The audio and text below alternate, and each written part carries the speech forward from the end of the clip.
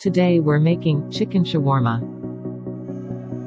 Take a bowl and add 415 grams flour, 1/2 tablespoon dry yeast, 1 teaspoon salt, 1 teaspoon sugar, 2 teaspoon olive oil, and 315 megaliters warm water.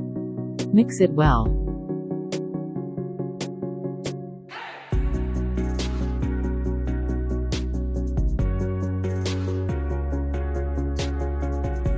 Take a pan and add 2 tablespoons of yogurt, 2 tablespoons of garlic paste, 3 tablespoons of olive oil, salt, 1 tablespoon sumak, 1 teaspoon cumin powder, 1 teaspoon coriander powder, 1 teaspoon cinnamon powder, 2 teaspoon shawarma masala, 1 teaspoon turmeric, 2 teaspoon paprika, 2 tablespoon lemon juice.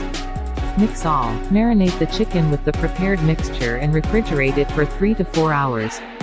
Take a bowl, add yogurt, 1 tablespoon tahini sauce, 1/2 cup chopped cucumber, garlic, 1/2 tablespoon chopped mint leaves, salt, 1/4 teaspoon black pepper, 1/4 teaspoon lemon juice. Take a pan and add 1 tablespoon of cooking oil and cook the marinated chicken.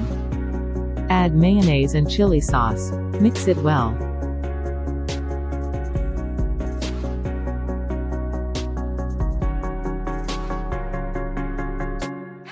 Now divide the dough in 4 equal parts.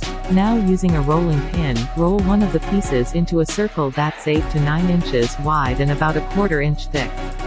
Preheat pan on medium-high heat and cook the pita bread.